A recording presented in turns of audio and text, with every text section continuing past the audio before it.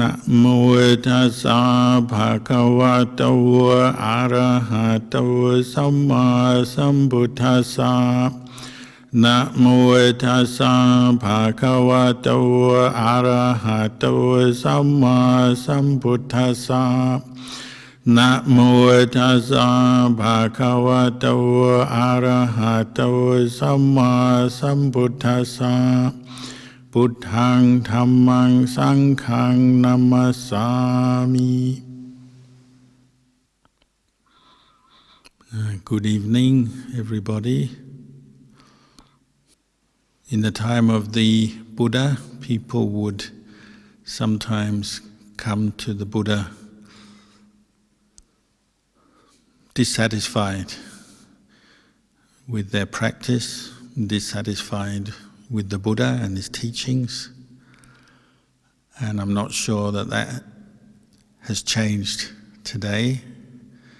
We all experience dissatisfaction with our practice and sometimes look to external causes for that. So in the time of the Buddha, there was that monk, Venerable Malankya Putta, who was thinking of disrobing, finishing his life as a monk. He was dissatisfied with the Buddha because the Buddha hadn't answered some of his questions, the more metaphysical, deeper philosophical questions that Buddhists often throw up as a cause for doubt, or they want to know the answers before they proceed with their practice. And of course the Buddha wasn't playing along with that. Wouldn't just answer a set of questions about the origin of the universe, where do people come from, and so on. And he gave or told the story of the man who was hit by an arrow, maybe a soldier or somebody in a situation where they're under attack and he's hit by an arrow. He's on the ground with this arrow, a poisoned arrow, potentially dying. And someone rushes and gets a doctor and brings a doctor, and the doctor says, I'm going to pull this arrow out now, otherwise you'll die from the poison or the arrow.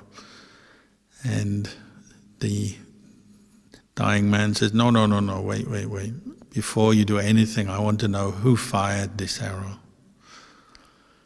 Not only do I want to know their name, I want to know who their parents were, who their uncles and aunties were, their grandparents on both sides, their in-laws, and then the village, the street, the village they came from, and what the one who fired it, what their business was, their job, their status, their clan. I want to know all the details, and I want to know who made the arrow, who fired it, who made it, and what it was made out of, where the arrowhead was made and what it was made out of, and the string, the twine used to bind the arrowhead to the arrow, and so on. And with an awful lot of reasons, the man didn't want the arrow just pulled out. He wanted to know all this information first. And the doctor says, well, if I don't pull it out and I go and answer all your questions, you'll be dead by the time we get to pulling the arrow out. And the Buddha gave this story as a reflection for Venerable Malankya Putta to think about, what is the real purpose of our practice? It's to end suffering here and now. And the Buddha sometimes would say, I teach suffering and the end of suffering. And especially nowadays, we can all become a bit like Venerable Malankya Putta, especially with information technology, digital technology. Before you're going, even in the same kind of situation, you go to the doctor or the hospital to get some tests done, get some information, and then they give you a diagnosis and they say, well, you've got this wrong with you before, and maybe they want to operate on you or start treating you, but before you allow them to do anything, you've got to go home and check it all on the internet, read it up, read the standard Western medicine version, and then read the Chinese version, the Chinese medicine, and read about herbal medicine, Ayurvedic medicine, all the different comparative medicinal treatments, and then make your decision. And by that time, maybe whatever you've got has advanced a little bit further. We have that same kind of option paralysis when buying things. And same happens when it comes to practicing the Dhamma. We've got to try out all the different teachers and methods and read about them, and then maybe we'll get down to the practice. So the same sort of problem is there today. But the Buddha was very direct. He's teaching suffering and the end of suffering. And his teachings are a kind of wake-up call. The enlightenment of the Buddha, they call it bodhiyana. Bodhi means enlightened knowledge or awakened knowledge. And what the Buddha was teaching was for us to wake up from our dreams and our fantasies and the creations of our mind, that mental realm that we're lost in most of the time, that often we summarize as the sense of self, self-identity, that we create through our thinking and our views and our beliefs and our attachment to ideas and concepts, attachment to this body and mind with the sense of self. That's where our suffering comes from. So the Buddha was helping us to awaken to the truth, giving us all kinds of useful tools and reflections and wisdom to help us wake up so that we're not endlessly creating this false or deluded sense of self, which is the cause of suffering.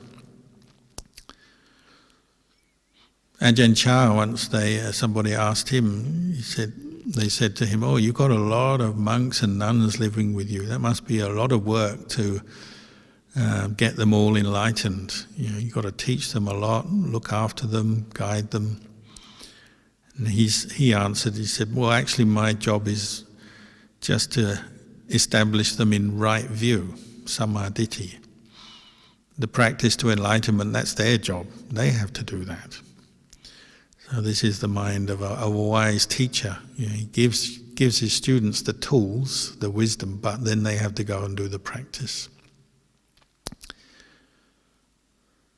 And it's really that presence of wisdom, samadhi, that will help us to deal with our suffering.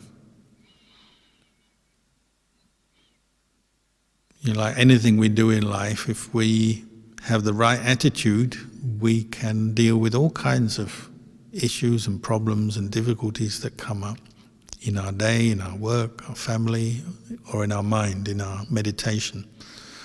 But if we have the wrong attitude, we don't have any wisdom, then the smallest little thing becomes a problem, becomes suffering.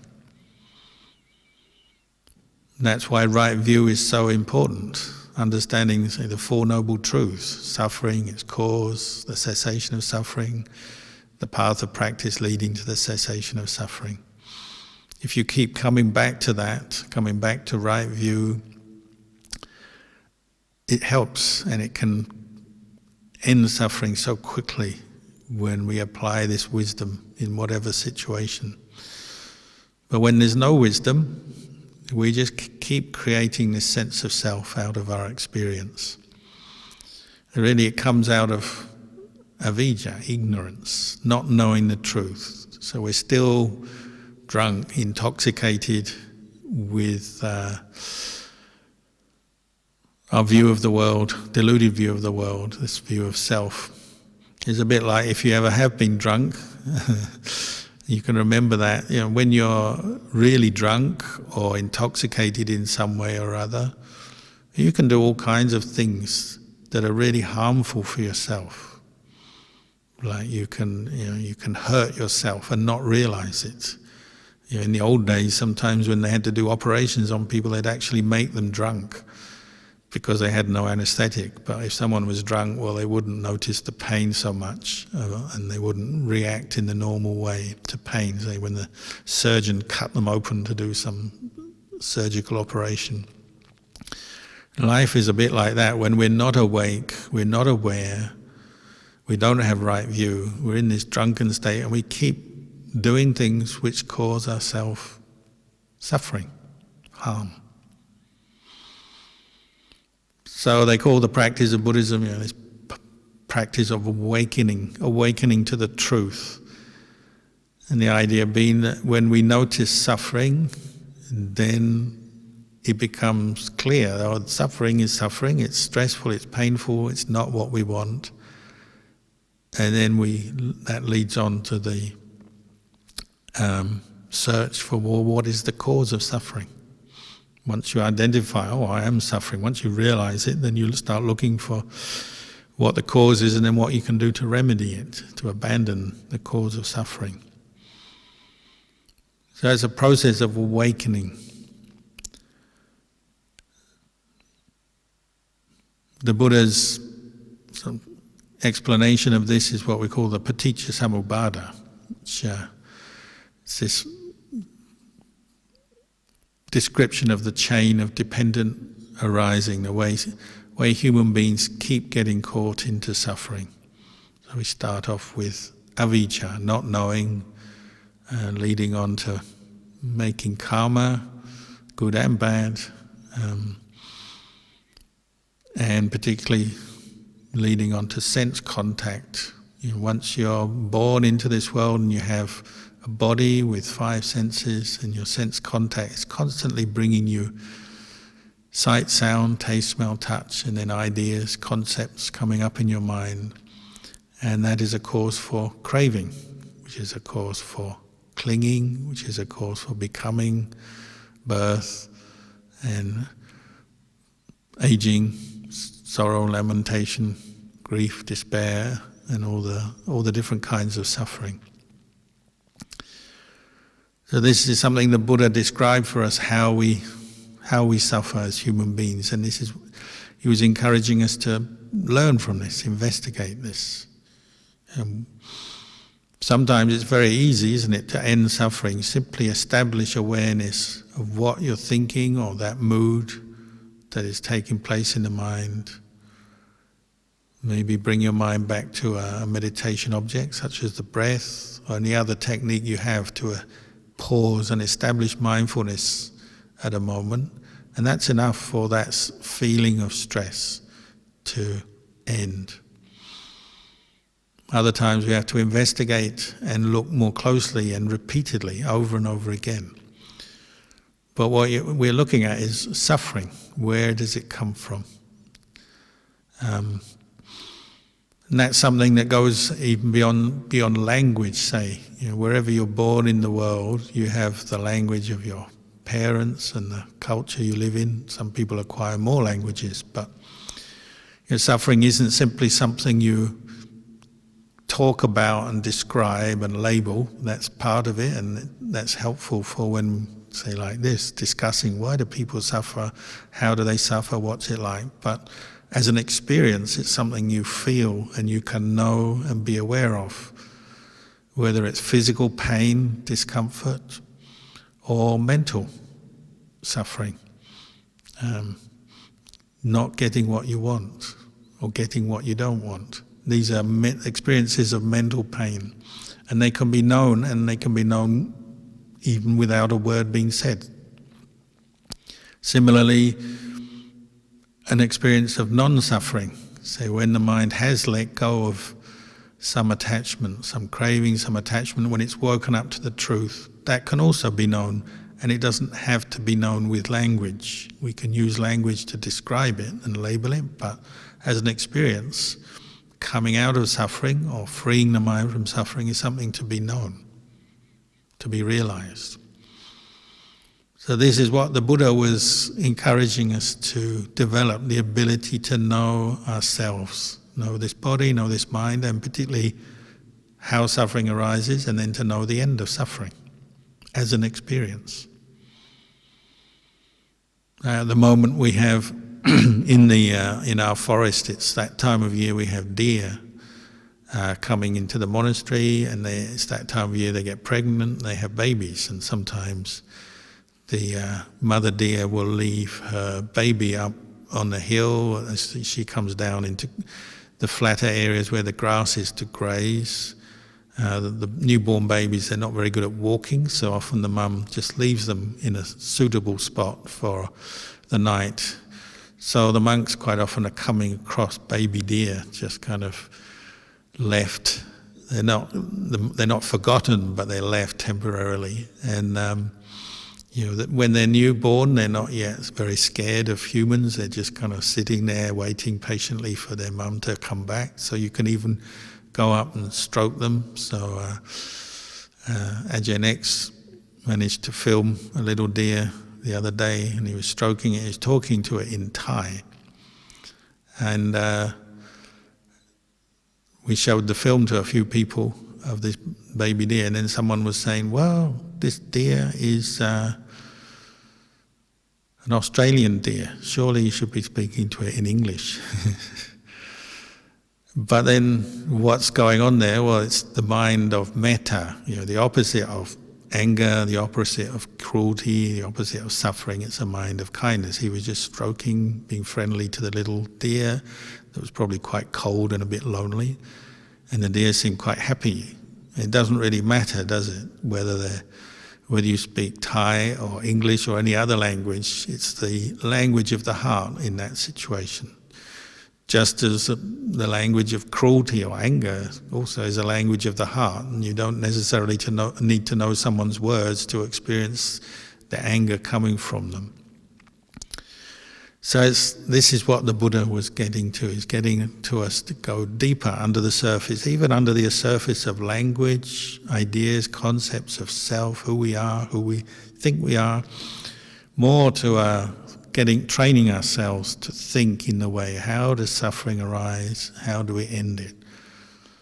And that's something you can know wherever you are in the world, whoever you are. Even animals can know it to a certain extent. Maybe they can't become enlightened yet, but at least they can understand pleasure and pain, friendliness, cruelty. They know that much. We can do it better. We can learn on a much more refined level, and we can learn using the Buddhist teachings and right view to really understand more deeply, where does suffering come from? What can we do about it? So a lot of our practice is investigating this process. We call it a process, the dependent arising of suffering. So how you see things, you hear things, you taste things, you touch things, and based on that, desires arise. Desires in the form of wanting, what we call craving. Even that's a problem, because then as people do, even Buddhists, they'll tend to start seeing desire. Desire is the cause of suffering. It's the cause of clinging, becoming, suffering. Therefore desire, all wanting must be a bad thing.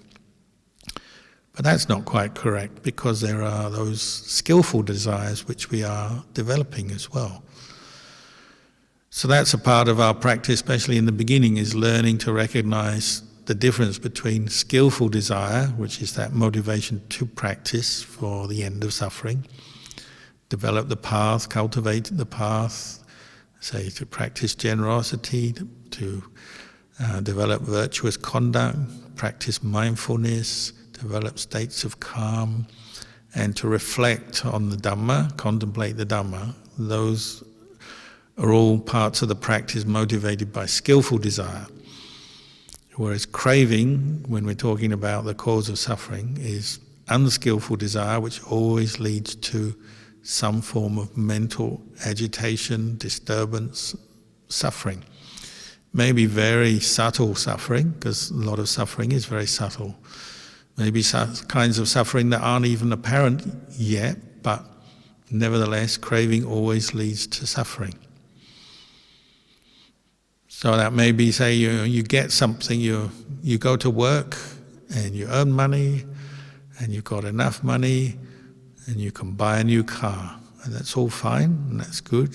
Once you've acquired this car though, there's some suffering hidden there if you're not aware, fully aware of your mind, your attitude towards it.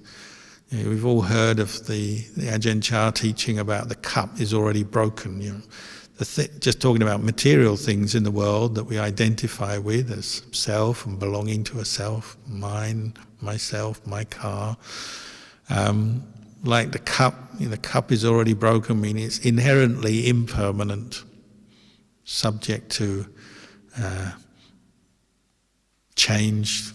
It can break, it can wear out, get old, wear out. Eventually it will disintegrate in one way or another. In the same way, the car, you buy your car, it will eventually get old, wear out, break, disintegrate. The question is, when we buy it, do we see that yet or not? If for the one who's still caught into maybe the pleasure, the excitement, the pleasure, the satisfaction, I've got my car, if they're not aware at that point, well, craving arises, doesn't it? The desire, this is my car, I want it, I like it. Maybe you also get some displeasure, so vipawaddanha, craving based on not getting what you want because you realized you didn't quite get the car you wanted. Maybe there's some parts of it that were not quite to your specification. Nevertheless, you've got this car. You might say, well, if I've got mindfulness here, I can see this car as a useful thing, I can reflect on it as a useful thing, I can get from A to B, go here, go there, and I know it's impermanent, it will get old, but it's useful while I have it. But if there's not much mindfulness at that point, it's my car, and as soon as a bird craps on it, or you get some mud on it, or a scratch on it, suffering arises. Worse than that, if you were to lose it or get it stolen, maybe a lot of suffering.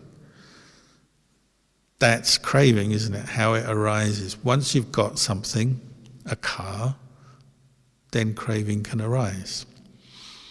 And once we're not aware of that, once we get, you might say, intoxicated, lost in our car, then the mind starts to form an attachment, identification, and off we go. We suffer. Literally, we go off in our car, but we go off with suffering. And what happens in the mind? Well, you get a reinforcement of the sense of self based on that car that you've acquired. And the same thing happens with everything else, doesn't it? Whether it's people, material things, people, or it could even just be ideas, beliefs, opinions about who you are, what you identify with internally. If we're not mindful, we're not aware, we never investigate these things, then quite automatically, habitually through our life, we keep creating the causes for more suffering by identifying with things with this deluded sense of self, ownership, me, I, me, mine, myself. And it's been going on for so long, since we were born into the world. If we're not, very few kids, unfortunately, very few kids are brought up to practice vipassana or reflect on impermanence, unsatisfactoriness, or the lack of self in physical or mental things. It's becoming stronger as we go on through our life, and this is why often the feeling of suffering gets worse. Those experiences of success and failure, the ups and downs of life, tend to become more reinforced, because that's what craving and clinging does. Over time it becomes stronger as a mental habit if we're not aware of it, if we're not reflecting on this. So all the time the Buddha was encouraging us to establish right view every day, in whatever we're doing, and whether we're actually in a monastery meditating like we do, or just at work or at home. Develop right view so that we don't keep falling into the same old traps and building up this sense of self, whether it's based around our own body or the body of the people we love. The mind can take ownership of them, material things, our possessions, our wealth, or even just the mental ideas, thought constructions of the mind that are going on internally all the time. The word we use in Thai is brungdang, which is the word we translate as sankhara, meaning mental formations, which is where mentally, internally, we construct this sense of self based on craving and attachment and a lack of wisdom. It's the same word you use for making food, actually. So, just as we all love to make food, we like to try out recipes, we have our favorite ways of putting ingredients together. That's what we do in our mind every day, all the time, isn't it? We're making this sense of self. It doesn't mean to say it's always good. Often when we confront unpleasant situations and things don't go the way we want, well, we become an unhappy self, or a self that has failed, or things have gone wrong. Sometimes it's a happy, successful self, but we keep constructing, getting these ingredients, the component parts of our experience, adding them together, and then constructing this idea of a self in the mind. So the Buddha was helping us to understand more clearly what was going on and then deconstruct it using mindfulness and wisdom. So trying to observe more closely, how does craving, clinging arise? How does it create this sense of self over and over again? And one of the most effective ways of doing that is practicing mindfulness, because you're putting a stop on it, a pause on you're pressing the pause button on this process of creating, constructing a sense of self out of your experience all the time. And when you press the pause button, then you've got time to look, ponder, contemplate what is going on. It's a bit like, if you listen to something on the computer and you're trying to remember it and understand it, but somebody keeps talking, or whatever it is that's going on, something visual or something audio on the computer. If you're trying to follow along, it's quite difficult sometimes if you're getting tired or distracted, but if you can press the pause button, then you can absorb the information, you can think about it, ponder it, and then you press the play button again. Then you understand better what it is you're trying to understand from a talk on the computer or some visual thing going on. It's a bit like that. Practicing mindfulness, you're coming back to look at your mind and to see what is going on. And the Buddha, again, gave us very simple tips or clues. If you fall into any form of wanting, craving, then it starts this process of falling into suffering. Whether it's just the slightest little movement of mind, wanting something or not wanting something in your experience, or something very powerful, intense emotions and moods that arise. There's a whole spectrum there, but the pattern is kind of repeating itself all the time, so it's always there for us to investigate and learn about. But we have to develop that ability to pause things and look and ponder a little bit. Sometimes you can't do that, the pause button is not working, so you let things run, you have no choice. But then you can also learn after the event sometimes. You weren't sharp enough to stop your mind falling into some craving, some desire for something arising, but afterwards you've seen the clinging and the attachment that's come up, and maybe then at that point at least you can see, this is where my suffering came from, by reviewing what went on. You might say you're playing the replay button to catch up on what has just happened in your life, and you'll find, particularly if you practice meditation, well that happens a lot, isn't it? You're reviewing, replaying stuff that's gone on, and maybe you're starting to get the point of, oh, this was where I started to suffer. I started to cling to that painful feeling or pleasant feeling or those words that were said by somebody that I liked or didn't like. Whatever the stimulation is, you're reviewing what has gone on, and then that's one way we start to understand where craving and clinging are coming up that causes suffering. Of course, that won't undo what's already been done, but it sets us up to be more alert, more awake for the future.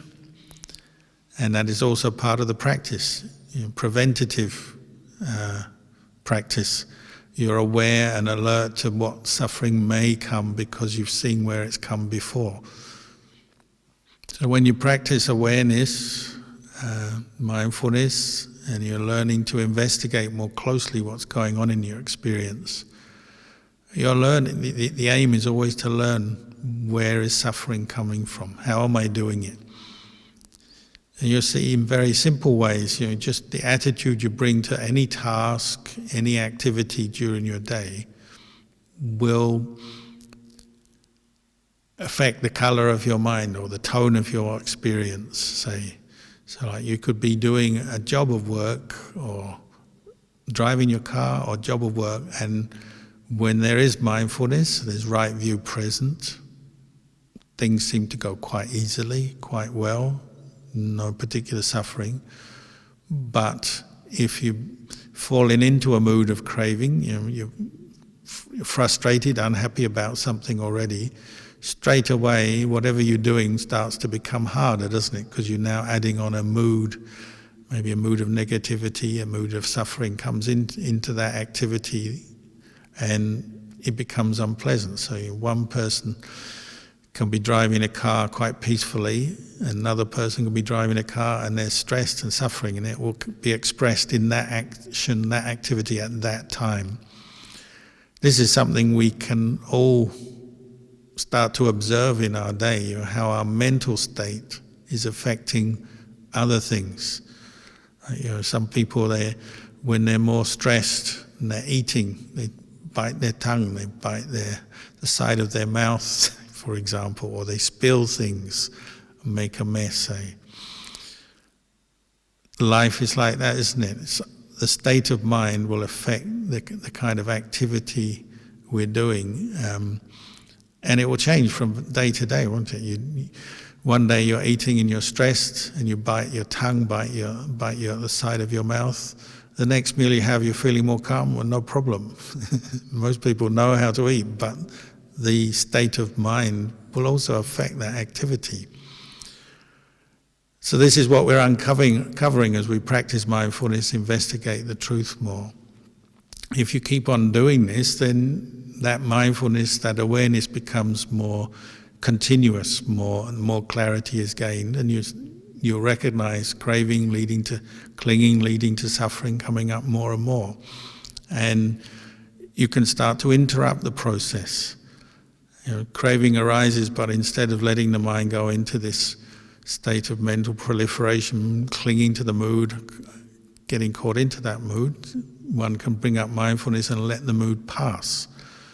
What you might call a moment of cessation, when the mind relaxes, lets go of a train of thought and returns to the present moment. And that can be going on all day long as we keep practicing. Over and over again, craving, attachment arising, establishing mindfulness and letting go. And little by little, one is gaining more clarity from that, more wisdom, more understanding. And some of that wisdom and understanding will stick, won't it? If you keep practicing, you're willing to invest time and effort into the practice, some of that wisdom will stick and you grow from that. You learn your lessons little by little. And then it gets easier. We understand ourselves better. Suffering and its causes doesn't overwhelm us, overcome us so easily.